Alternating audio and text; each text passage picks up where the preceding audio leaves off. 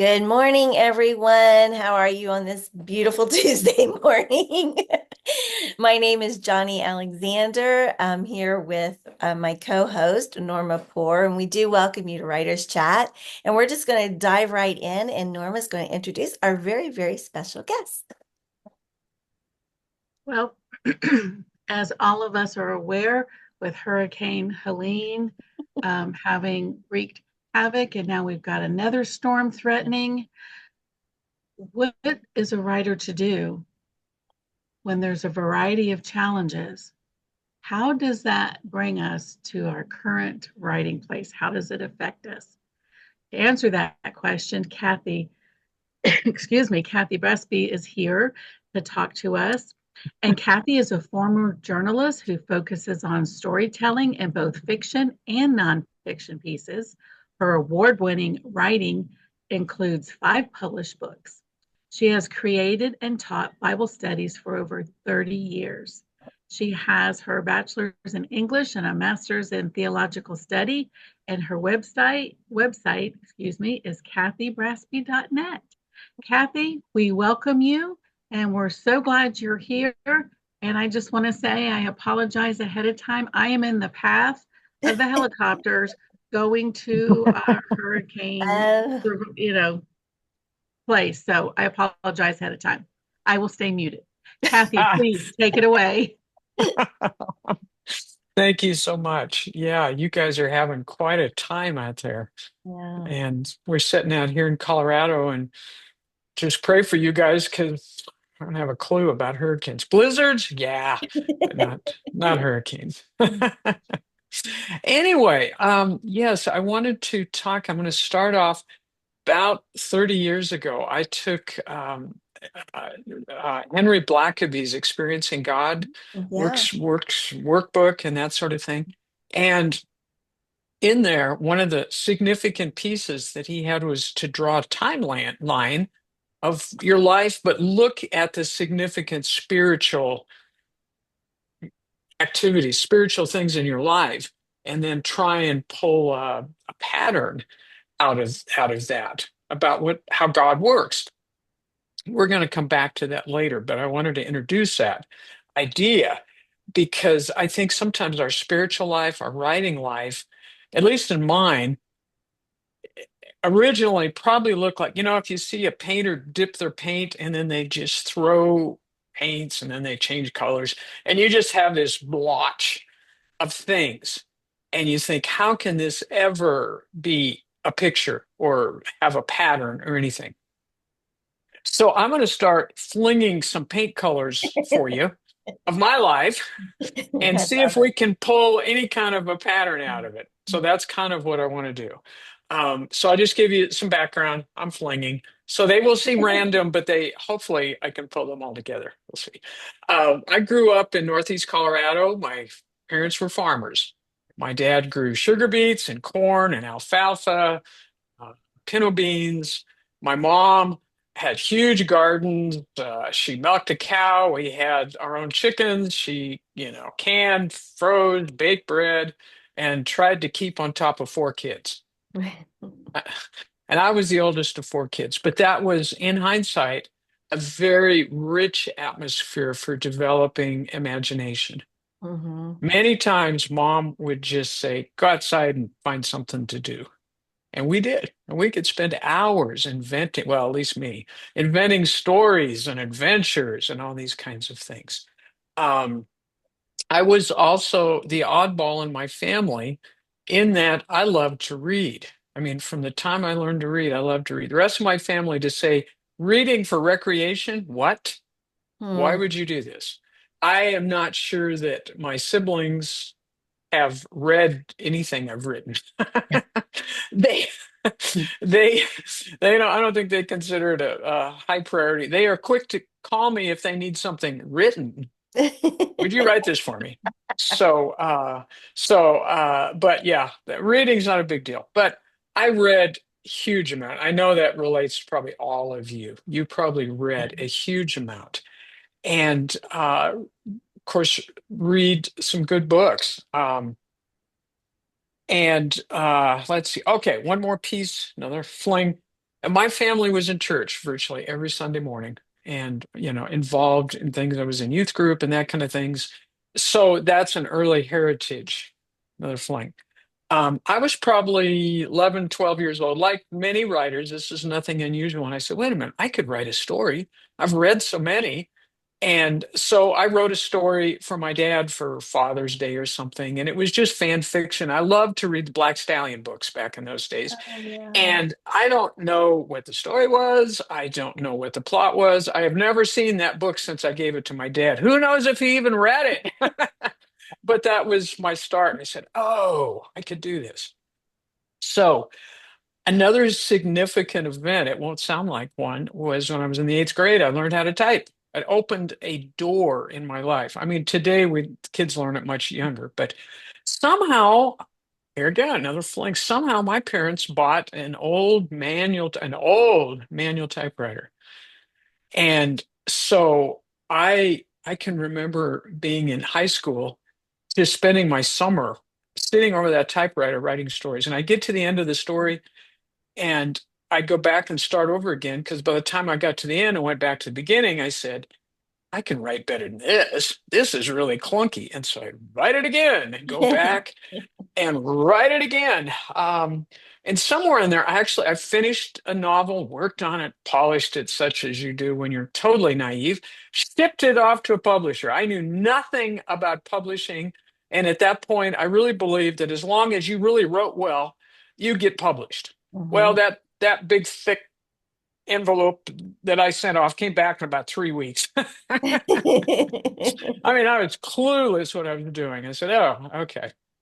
So, but I spent time. I was drawn to writing. I spent 2 years on our high school newspaper staff. Won an award there in high school for essay writing. Um, and went to college with an English major, like most of us, English major in college. I would thought back because our lesson last week, or our speaker last week, was talking about grammar and that kind of thing. And I'm an English major. I had one grammar class in college, which was, were any of you, well, you can't all see, but it was generative transformational grammar. It didn't make sense to me then. It doesn't make sense to me now. That's the only grammar class I had. Totally impractical, no idea. Um, but on the other hand, my English classes, I had to write all the time. Essays, research papers, they just had us writing all the time. And so I was getting a huge amount of input from professors as they grade my paper and correct this, correct that. I said, oh, yeah, they corrected that like 10 times. Maybe I should learn that, whatever.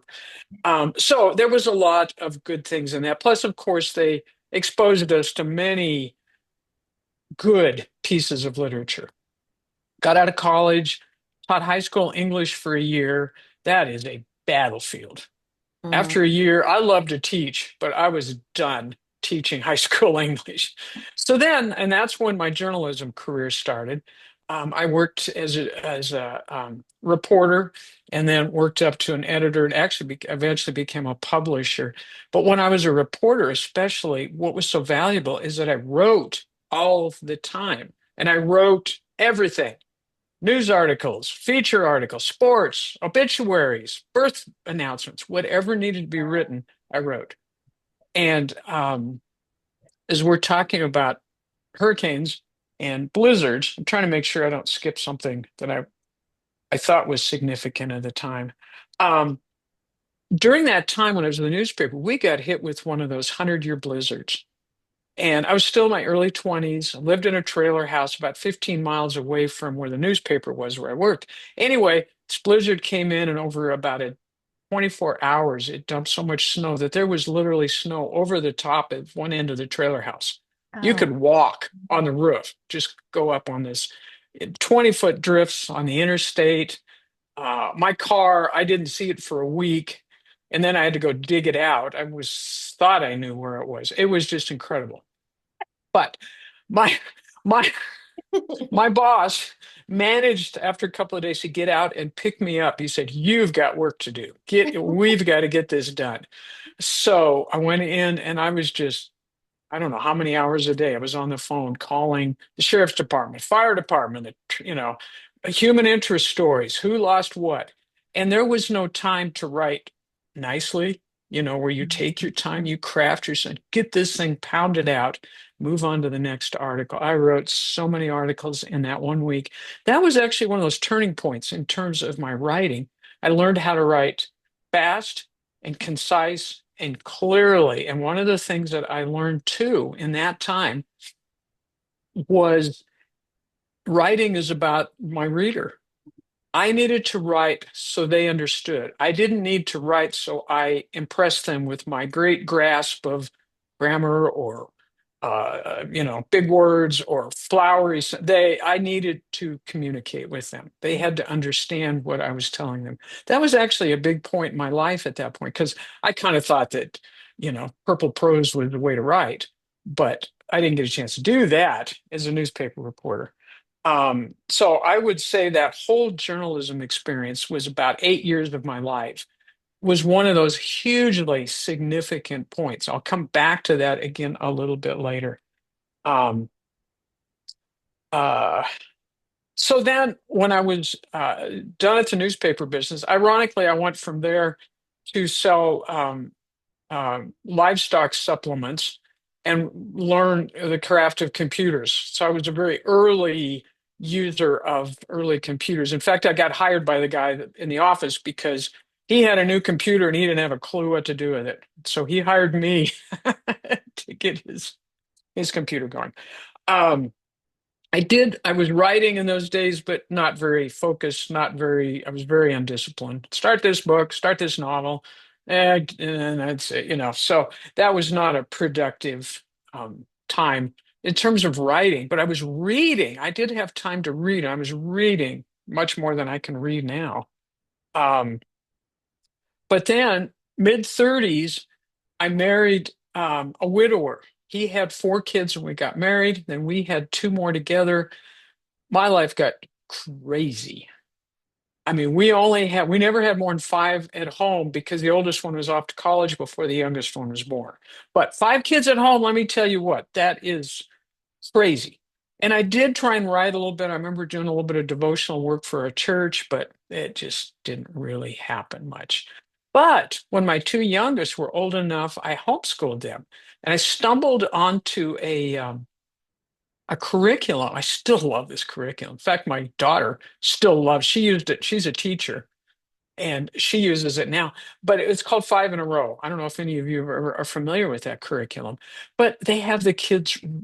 You read to them these excellent children's books. And the idea before that time, I had, well, okay, they're just fun little books, but I was reading to my kids these incredibly well-written books. I mean, I would, every time I'd read The Rag Coat, for example, it'd make me cry every time. And I knew what was coming, but it was so well written, and the emotions and all these kind of things in there were really good. I was learning about writing without even realizing. And again, and we know that principle, and we learn to write in part through what we read.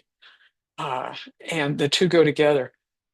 But yeah, my daughter she taught kindergarten for several years, and every year she'd have to haul in several Five in a Row books to read to those kids because she just loved and still loves it so very much. Um, so that was powerful. And so then, as those two youngest were probably, I don't know, they were probably 10 and 14 at that point, so getting a little older. My husband went to seminary. He was invited by our pastor to go to seminary, so he went. He went for a year, and my husband was not much of a reader either, so that was pretty incredible. At one point, when he first started, he had this plan of I could write his papers for him. So I'll just kind of tell you what I want to say, and then you write it. I said, no, I'm not doing that. But anyway, after he was in classes about a year, he said, I want you to take classes because I need somebody to talk to about this stuff. You don't have to ask me twice. I love to read and I love to study. Very curious. And he didn't have to ask me twice. So went to seminary and loved it. Got my master's degree in theology. And I wanted to write, because I've been teaching Bible studies for a long, long time. So I wanted to write curriculums, Bible study curriculums. That was my goal coming through seminary. And I would say that experience for me was really, really good. It exposed me to many new resources and a deeper way of thinking about scriptures and about God. So it was hugely valuable for me. And I don't make a big deal out of it because you know how some people are. If you tell me I have a master's degree in theology, I don't know what they think, but it's not good, you know? So, but it was hugely helpful to me. Um, so after I graduated, I was really more focused on I want to write these Bible studies, not just research them. So then, and it was just like this urge to write was bubbling back up again. So I started, I go to conferences. I have to cut myself off, or I'll take every online class there is. And gosh, have paid for some that are still sitting on my hard drive, and I haven't gotten to them yet. So I've had to try and yeah, hold off on that.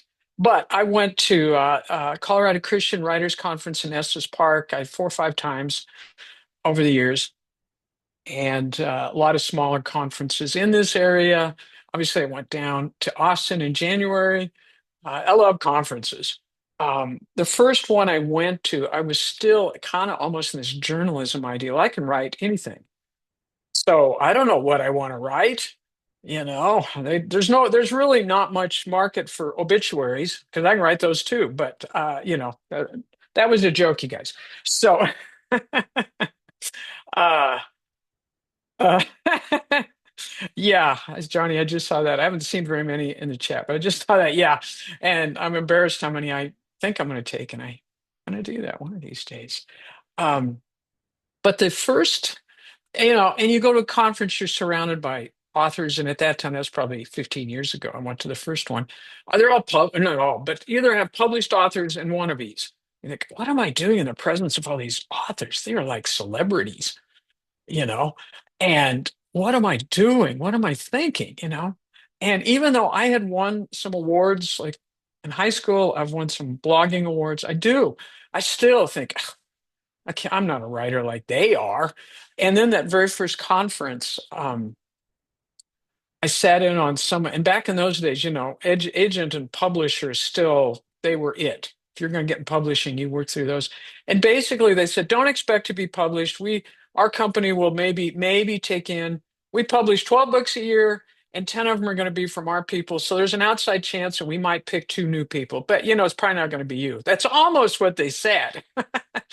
And I came home thinking, why and what am I going to do? Unless I write romance. I thought that's one thing I learned at that first conference. If you write romance, it looked like you probably could get published because there's great demand for that. Great demand. So I said, could I write romance? No offense to you romance writers. I am so proud of you and happy for you. And no, I cannot. I couldn't do it. I knew it. I knew it then.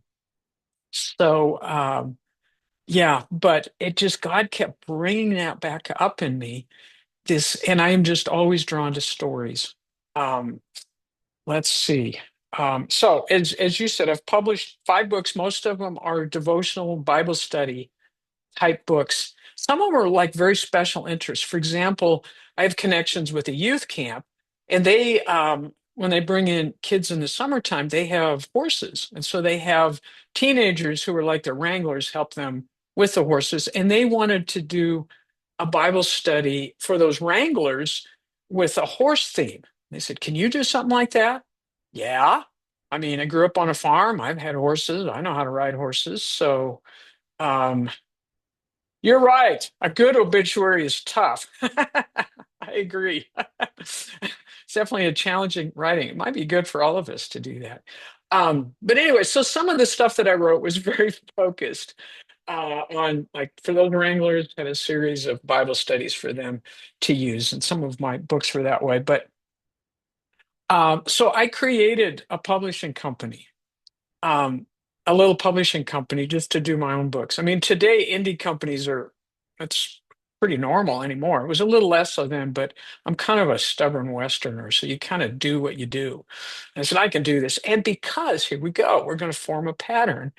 Because of my days in journalism, that was a small enough paper that they also had a printing press and all that. So they did all kinds of things in the back with their printing presses, with everything from, the basics, business cards and envelopes, things like that. But I had to learn. So I understood the publishing. When somebody tells me, okay, you have to have X number of pages in your book, that makes total sense to me. I know which side of the page I want to put things on. I know why that is, and understand why some sizes of books are so much more expensive just to print that particular size. I know why, because of all that. So that made it much easier to publish my own books. So I created a publishing company, and I'll get to that in a minute. Um, so yeah, because also of my journalism experience, not only was I writing, I had to learn photography. And I mean, I developed the film, printed the film, all that kind of stuff. We had to do graphic design because we had, in those days, you still were laying out the pages with border tape, and they you printed out galleys of type and you ran it through a wax machine and you stuck it down. I had to learn design, graphic design, just to produce. Now, it's so much easier today with all the programs we had, but I had to learn that back in that day. Um, yeah, so that's helped me to become a photographer as well. So, what I want to say is there a lot of those things from way back, all those pieces of paint, sprinkles of paint, splashes of paint, get the right word, have begun to come together. And I say, oh my goodness, look how God has used my newspaper career, how God has used blogging, how God has taken me through conferences where I met people, how all that brought me where I am today. And so now I want to talk about a hardship. 3 years ago, 3.5 years ago, maybe, I was invited to speak at a local women's Christian conference. And it was a year away. And I said, would you speak? And their topic for that conference was on hope. And I said, oh, yeah, I'd love to do that. That's part of that teaching for me. I like to teach, and so I can speak, kind of. And so the first thing I did, which is just what I do, I jumped in, started studying. I mean, I got my computer program up. I started studying Bible verses about hope, read 3 or 4 books about hope, pulling together. And so I think this is going to be this real teaching, didactic kind of I had, okay, we're going to talk about hope and grief, hope when you're numb, hope when you're disappointed. That was going to be my chapters. And then I stumbled, God works this way, doesn't he? Onto this story of this woman. I mean, it really happened, this couple, um, and they had a rough pregnancy, and they knew that this baby had, I don't remember right now, but had significant problems and probably would only survive a few hours after birth. They offered this couple, the option of abortion, and they were a powerful, strong Christian couple. And I said, no way. And so she had a very, very difficult delivery, even though they knew what was coming. The delivery itself was horrible, to the point she ended up having to have a hysterectomy because of the delivery. They got to hold the baby for 3 or 4 hours before it passed. It was just a horrible tragedy. And yet they continued in their faith and talking about how good God is and how he brought them through that. And this had been 15, 20 years ago. So it was quite a ways in their past. So a friend of mine still had connection with them, and I knew them slightly, but not really. And so I thought, you know what? I got to think about it. This could be my whole book on hope. This could be the whole speech. There is such powerful information. So I got really excited about this. So I'm thinking this through. So I carefully wrote an email and sent it off to her. And I said, this is going to be so good. She writes back, I'd really rather not. I mean, I had to respect that. I mean, I didn't even try to persuade her. I just left it. But it had changed my mind about going back to my prior research. And I said, I need to write about stories. So I started then say, God, okay, show me people who have had significant difficulties in their life and have remained faithful. So bing, bing, bing, bing, bing. I started realizing I knew people like that. I have a friend I met at a writers' conference a number of years ago. She had been in a car accident, and I didn't even realize it when I'd met her at the conference. She was in constant pain because of that car accident. It affected her shoulders and muscles, I don't know what, all in her neck. Sweet Christian woman. So I reached out to her, and we actually I wrote the chapters and then she gave me a little input on them, but we had a great time.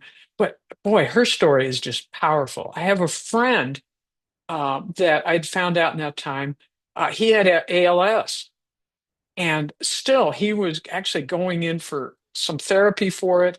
And at the hospital, he was having Bible studies. He was mentoring young men. He was doing, and I said, "Oh, Brian, I have got to." So I went and spent some time with him. I looked at some Bible people, Naomi in the Old Testament, who lost everybody, everything. God has made, taken everything away from me, to see how she found hope in God. Just those kinds of things. So I began to work on stories. So the old stuff was gone. New stuff. So I had these stories. So I spent that fall and winter 2021 into early 2022. The year is significant. That's the only reason I'm doing that. Um, so early 2022, the women's conference was in September of 2022. So by January, February, I had all the chapters rough draft. I was working on polishing, all that, the editing, all that kind of stuff. And my husband was diagnosed in February of 2022 with kidney cancer. And so March 1st of that year, he had surgery to remove a kidney, the kidney. And they said, that's how we treat. That's how we treat kidney cancer. Came out of the surgery. Surgeon said, I see no signs that the cancer is broken out. I think we're good. Find out 2 weeks later, he was wrong. It had broken out. It must have just exploded inside him. It wasn't long when Matt started to have just overwhelming pain. So we were in and out of doctors, and they said, this is bad cancer. So we're going to start, but they can't start chemo. They planned out all the chemo. They can't start chemo till 6 weeks after the surgery. So March 1st would put him in the middle of April. He didn't have that much time, as it turned out. We went into the hospital on April 10th because he was just having so much swelling in his abdomen. He had incredible pain. And I am very naive medically. So I am like, we just be here a few days. We're going to go home. We're going to go home tomorrow. We'll be okay. He's going to get better. He was always very strong and healthy. So he died in the hospital on April 23rd of 2022. And let's see. Yeah, it's just like this huge weight. I could talk for hours about what grief does to you in those early months. Not going there today. That's not my goal. But I found out, I think after he passed, he had told somebody, because he wasn't a reader either, but he had read all my chapters. And he had told somebody, but not me. He said, this is important. She needs to get this published. And they told me that. And God sort of put that on my heart too. I knew I was going to speak in September. I knew I had to do that. And I also knew I had to finish the book. And I knew those things. And I also knew the last chapter in the book now was going to be my story about going through that time with Matt. And let's see, this is what that last chapter starts like, to give you an idea where I was going with that chapter. And I wrote, as I was putting the final touches on this book, tragedy became a muscular MMA wrestler and slammed me to the mat, put a knee on my throat, and snarled, so now, do you really believe all the stuff you've been writing about? And then I just felt like that's what I needed to write. And I wrote that story. And to say, yes, as I reflect back on that time, I think God had used a number of things earlier in my life, some losses, but I think God mentored me through those stories so that when I came to this time when I needed to say, what do I believe about God in my life? Those people had already showed me what God could do. Um, and so I was not angry with God during that time. I mean, that's not a reflection on many people are when they go through significant grief. And that's not a reflection on them and how they respond. Um, it's everybody grieves differently. So that's not that. But I was never angry with God. And so anyway, I was able to finish that book. I'm not sure how. As I look back now, that summer is just a little bit of a haze for me. I mean, there's just so many things that happened. But I had enough sense to know I need a little bit of help with this. And so I had been listening, I don't know why, to Thomas Umstad's podcasts. I was on Author Media forums and I didn't. But anyway, I was able to start looking for an assistant, an author assistant, to help me with some of the details on my website and email and some of the things and I just couldn't get them. I had some stuff. I already had a website, but some of the stuff I just couldn't figure out. Grief brain is real, people. It is real. And I look back now and think, oh, I did some goofy things that summer. But anyway, I hired CJ Malacy and she was an angel for me. She was very patient. She did everything she said she would do.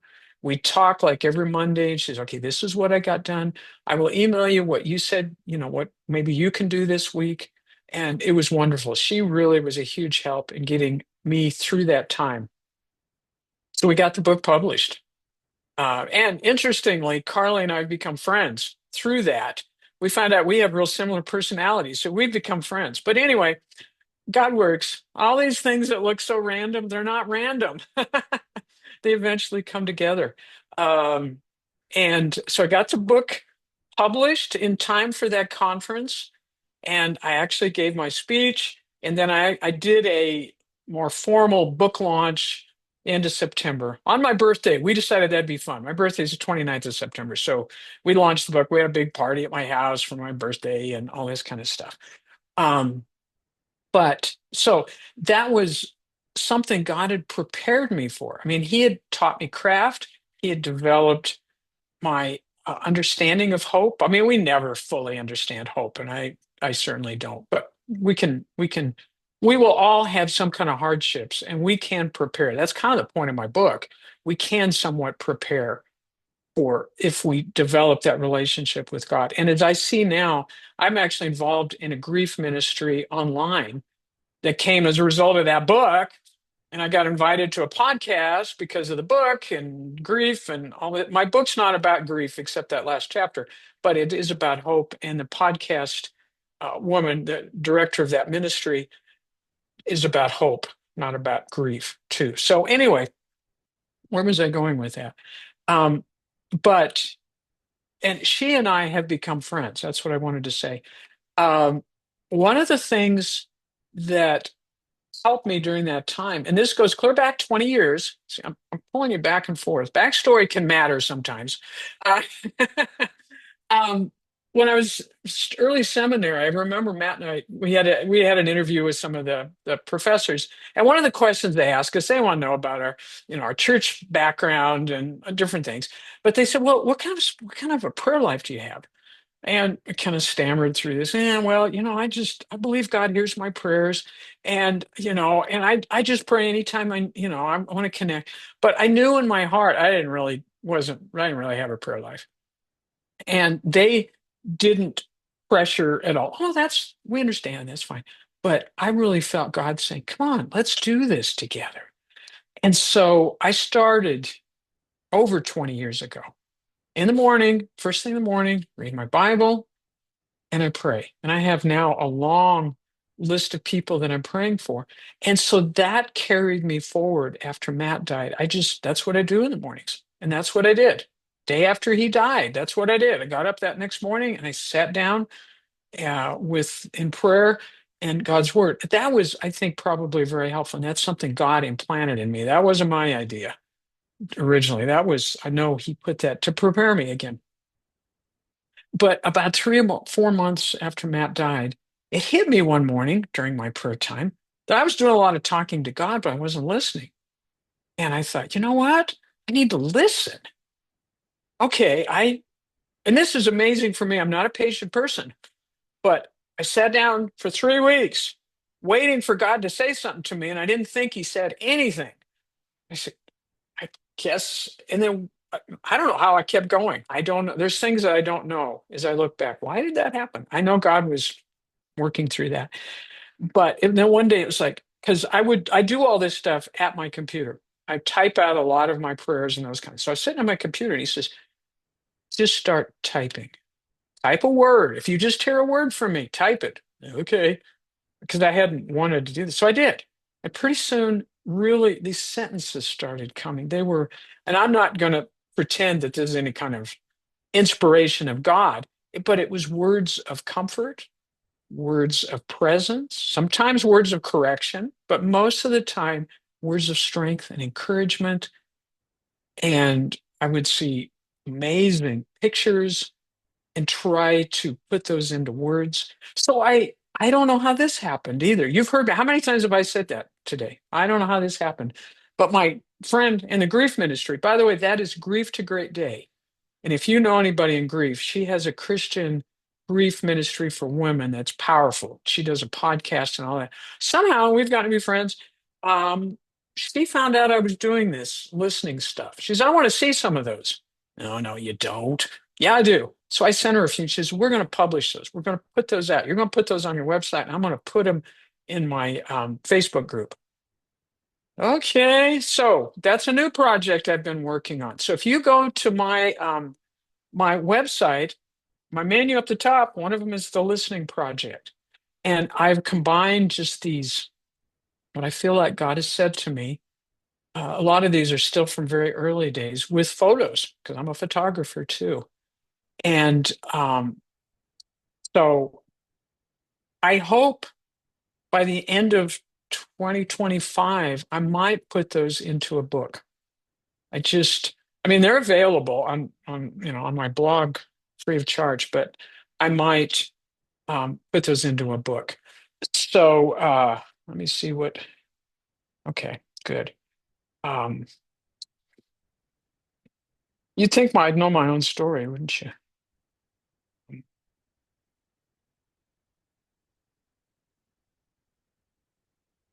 So I wanted to go back for a minute to my publishing company because I've published my own books and I'm working on a novel right now that hopefully I don't see it even being ready to be published by the end of 2025, but I keep poking away on it. By the way, something that's really helped me in the last few weeks is where did this idea come from? I don't know.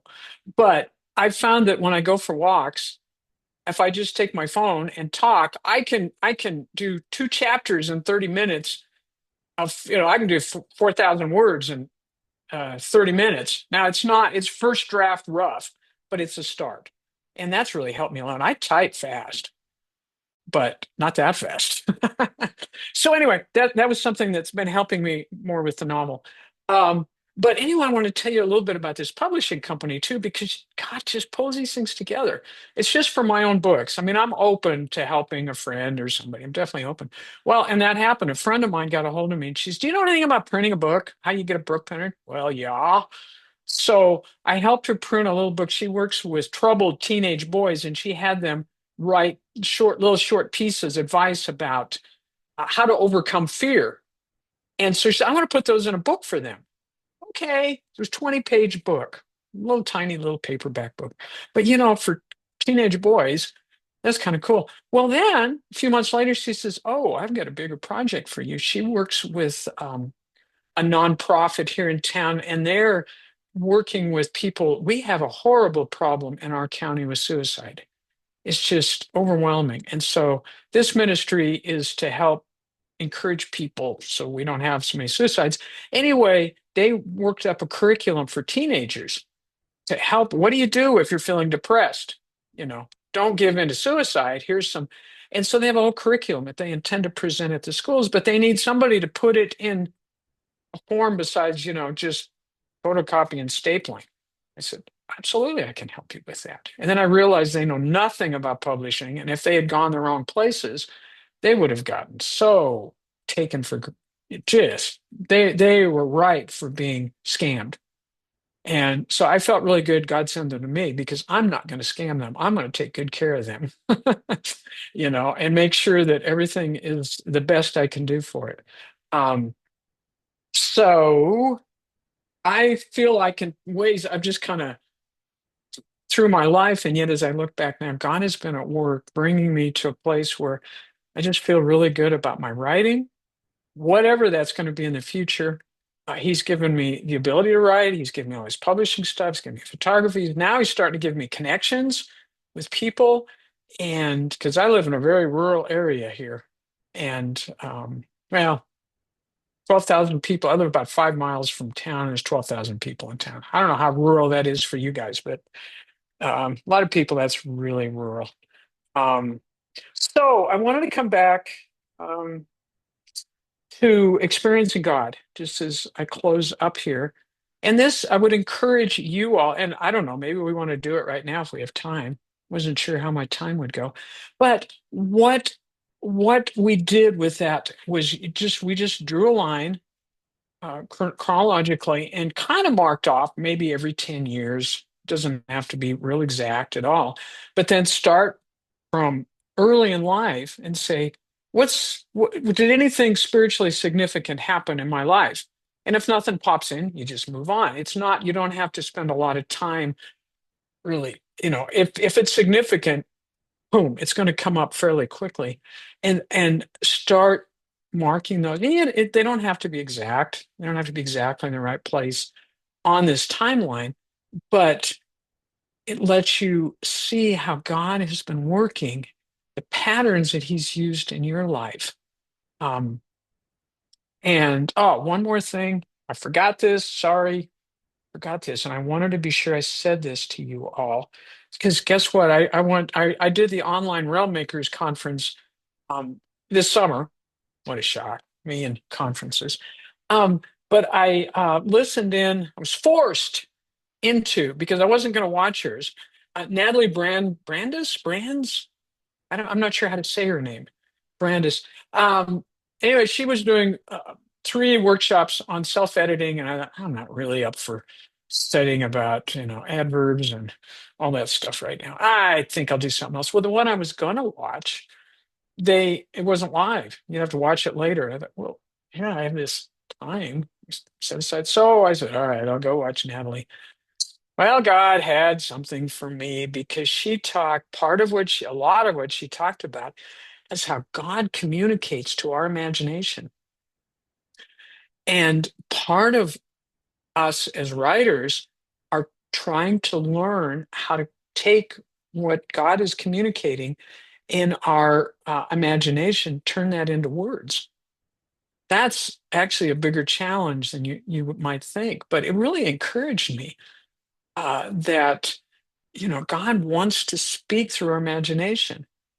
And I just love that idea. And I said, okay, God, that's why you forced me into these classes that I didn't think I was going to take. And so I just say that as an encouragement to all of us as writers, that God is whispering into our imaginations. And we may not get it right at first. It's kind of like when I first learned to type or actually wrote my first story, it was pretty crude. And our first attempts at trying to communicate what God is whispering to our imagination, it's it's not in words often, it's just spiritual. But I think we're all to the place that we've developed our craft enough that we maybe are able to express God nature in some way to our readers. And I'm not talking about necessarily has to be a Bible study or devotional. Often it's a story. The Bible is full of stories, and we have to figure out what they mean, but they teach us a lot. So, okay, so I wanted to close. Do you guys want to do this with this timeline, or do you just want to Yeah. say we've covered it and we're done? Yeah, I I don't can know go that either we way. have time to do that today, but That's fine. that is something that would be really good to do. I agree that that would be a great exercise and maybe something we'll keep in mind to do as a group in Yeah. 20, early on in 2025 as we get that schedule figured out. That might be a good non-recording Yeah, that's a good point. episode. That's a very Yeah, good point. because it'd Yeah. be lots of dead time, I would imagine.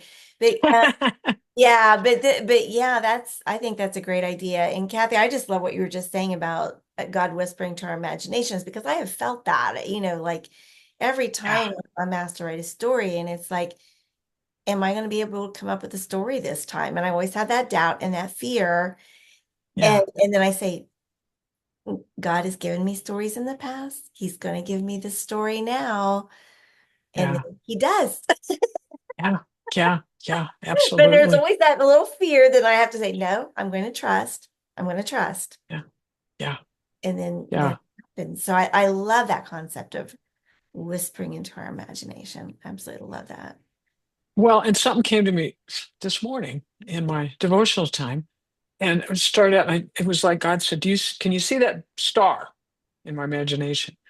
And then it was like He said, "Stars are part of His creation." We talk some about stars singing to us, singing praise to God, which I really think that makes sense to me. God didn't give them words. He Mm, didn't give the mountains words. no, They're inspiring, they're beautiful. I really think that that's praise to God in the beauty of creation. But He gave us words, and He gave yeah, us the ability to paint, to take pictures, to create, to be creative. And I think, oh, we don't want to squander that. no, We don't want to let imposter syndrome keep us from expressing what God's given to us. We may never write a novel or a book that's published. Some will, some won't. But can we express what God's given to us for whatever He wants to use it for? Yeah, I think that's a gift He's given to us. Yeah. I totally agree. And then again, and we've said this before, that's one reason we love doing these writers' journeys and bringing these episodes to you because everybody's journey is different. I love the Yes. whole idea of, flinging the paint and then you find, but looking back, it's easier to see that pattern, Yeah. going forward.